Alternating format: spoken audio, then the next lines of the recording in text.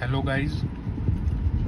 बहुत से लोग ये सोचते हैं कि यूपीएससी प्रिपरेशन का सही समय क्या होता है। लोगों का सपना या तो ये स्कूल में या तो कॉलेज के समय में या तो नौकरी करते समय उत्पन्न होता है। यूपीएससी की तैयारी शुरू करने का कोई निर्धारित समय नहीं होता है, ये आप मेरी बात जान लीजिए।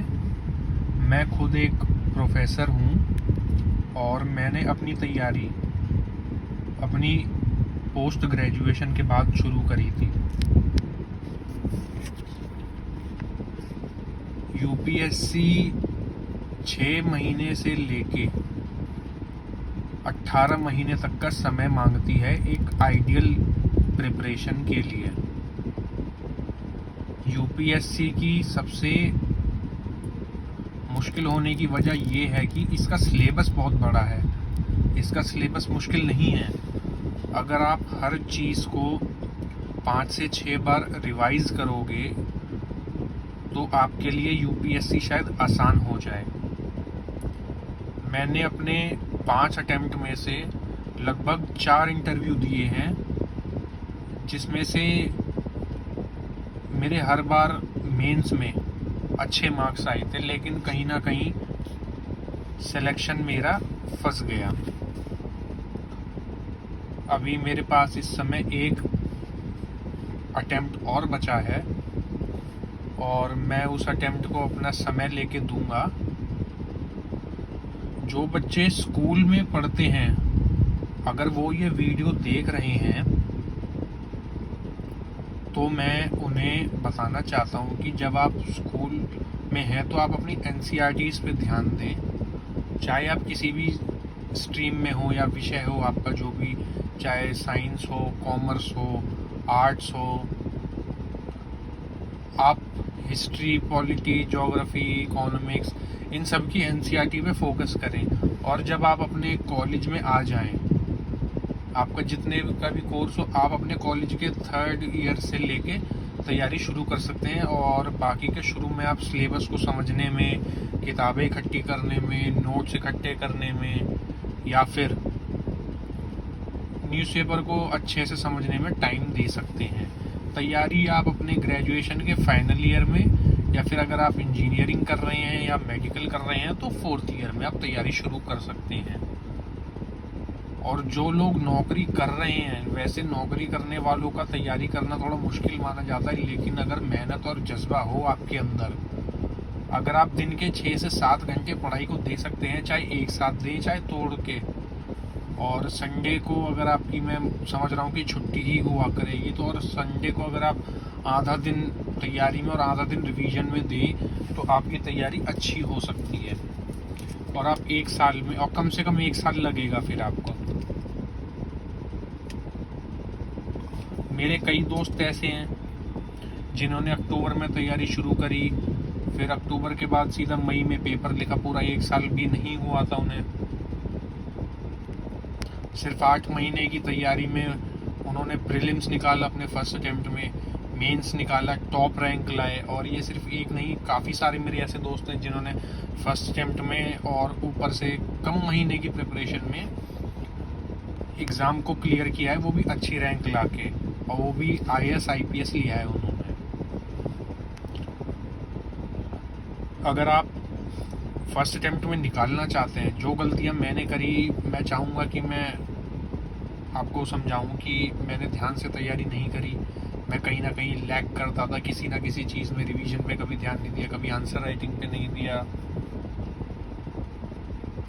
जो गलती मैंने करी वो थी कंसिस्टेंसी ना रखने की गलती। मैं चाहूँगा कि अगर आप कंसिस्टेंसी रखेंगे, मेरा जो लास्ट अटेम्प्ट था 5th अटेम्प्ट, मैंने उसमें कंसिस्टेंसी रखी और उसमें मेरा सिलेक्शन सिर्फ 3 मार्क्स से रह गए फाइनल लिस्ट में।